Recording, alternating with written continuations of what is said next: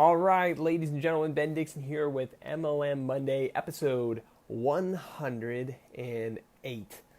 Super excited to connect with each and every single one of you today. Hope you're having an absolutely amazing kickoff here in September to everything that's next for you. A lot of you probably digging deep in strategic planning for 2020 and everything else that's coming up for convention mode and all sorts of amazing seasons left here in 2019. So a couple really key conversations just in different projects we're doing all over the world here right now in the space.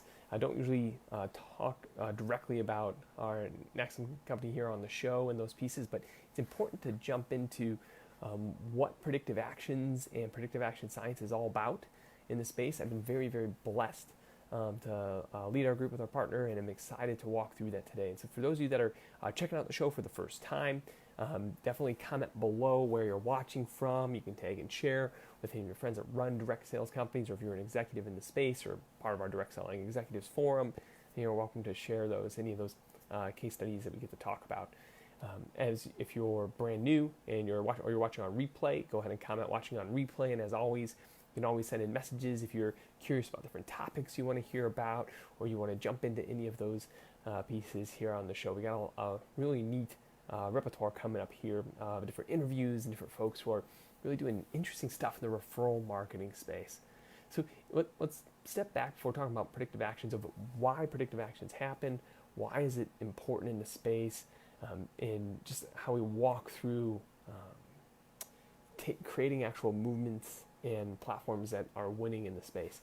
So years ago, when I moved to being a vendor in the space instead of an actual rep for a direct sales company, I created an acronym with my partner Rod here at NaXum called SPEED.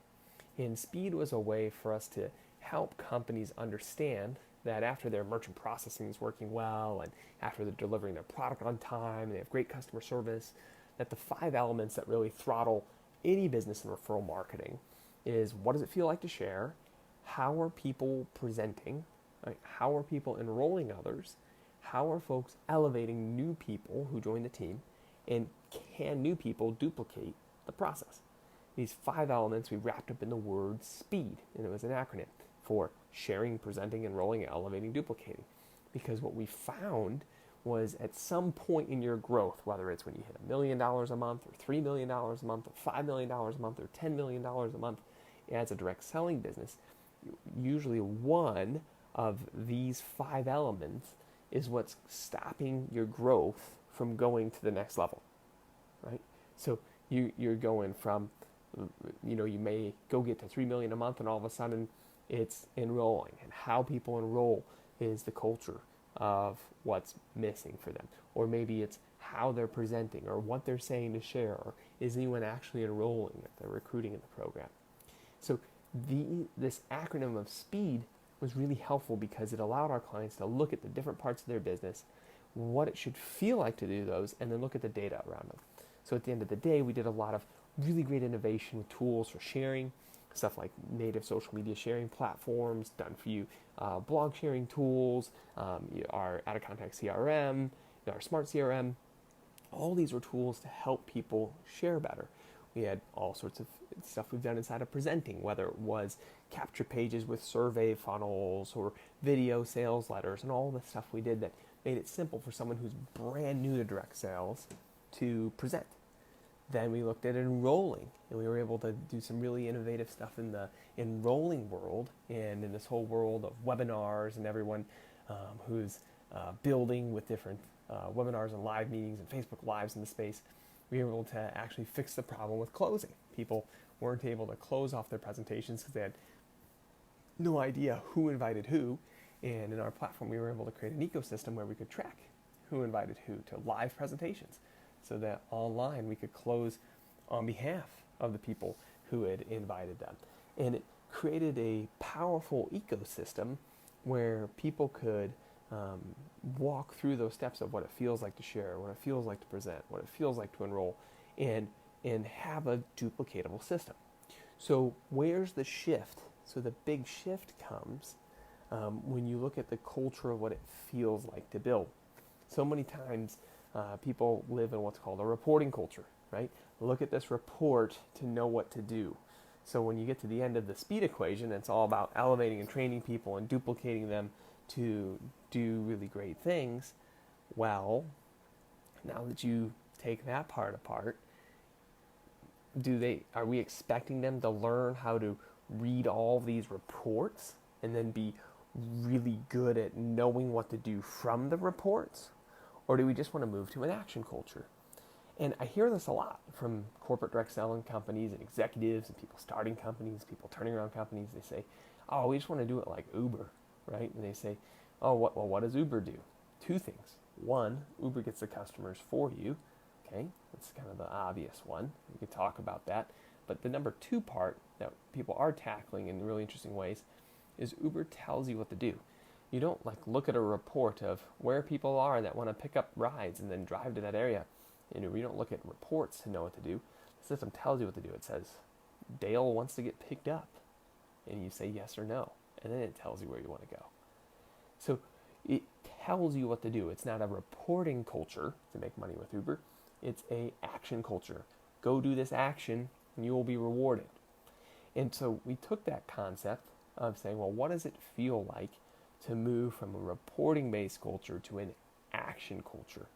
And that was the creation of this whole science of predictive actions and the engine that we've created that acts as an AI engine of telling your reps, based on everything they've done towards their prospects and everything their prospects, their customers, and their team members have done, because of that data, tells them a relevant response. So how do I reply to someone who sends me a text message, who went to my website but chickened out in the shopping cart, or they went to my webinar site but chickened out and didn't join, or they watched my opportunity video but they didn't take the next step? How about, instead of looking at your unilevel downline report to know which customers to follow up with, and because they don't have enough personal volume or they didn't make a personal purchase, how about a platform that simply prompts you and says, hey, Tom hasn't ordered in the last 35 days. He's probably running out of product. Why don't you invite him to reorder? Or Julia, right? Julia just ranked up to team manager. Go celebrate Julia, congratulate her. Hey, Joey, that guy you were reaching out to, just joined the team. Go celebrate Joey and welcome him to the tribe. Right? An action-based culture instead of a reporting-based culture. So don't expect them to know that if there's no PV on the third level, to call that person and have them place a personal order. Move to the place where you're literally telling them, hey, so-and-so's running out of product, tap here to invite them to reorder. It's a different world. I mean, look at the world we live in today. LinkedIn tells you who to wish happy anniversary to and who got a new job. Gmail finishes your sentences. Start typing your friends. Well, what my heart project, what I've been blessed to do here at NaXum as CEO of this company, is take our clients into the space of predictive actions. Now, predictive actions is very new in this space. The way it works is very special and different. There's a lot of people make apps in the direct sales network marketing space, but not like us in this space. A lot of the apps in this space have social media sharing tools, like you'd expect, or some certain mobile teaching training features. And the world we're moving people into is by running this type of engine. Corporate, the people who run the direct sales companies, have insights that they never have had before. Powerful insights. These are insights where they're able to see trends on their own real data before the sales occurred. This is a big key. So many times a lot of your data is after the sales occurred, after someone's purchased, after someone's bought from you, after they become a member. And how did they become a member? How did they become a customer? Why did they choose that product over the other? Who knows? The distributors talk to them. The rep talked to them out in the field. We as corporate have no idea. But you can track which pages on the website he clicked on, but traditionally have no idea why Susie Jones bought the protein powder, bought the skincare product, what she was exposed to until now. What predictive actions will allow in your space is it will allow you, in reality, you got to catch this, predictive actions will allow you to know, hey, 4,500 times last month, these 11 things in a row happened from your reps. And every time these 11 things happen in a row, this is the sales you got from it. You got $250,000 in new orders, and because of these 11 things in a row happening. And guess what? 2,300 times last month, these 9 things in a row happened.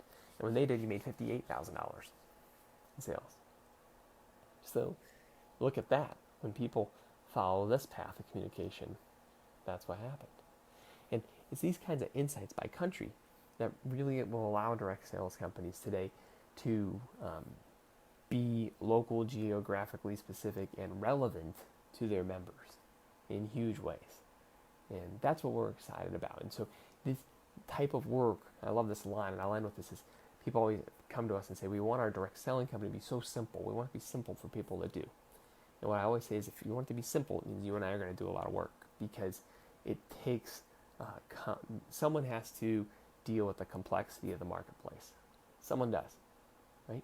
Either we train a bunch of humans to do it, or we build complex systems that appear simple so that people can do the simple parts. It's up to you. If you'd like to connect, you want to have a conversation, send me a message here on Facebook or connect with me. My email is easy, ben@naxum.com. I appreciate each and every single one of you. Go do something important. Talk with you soon. Bye for now.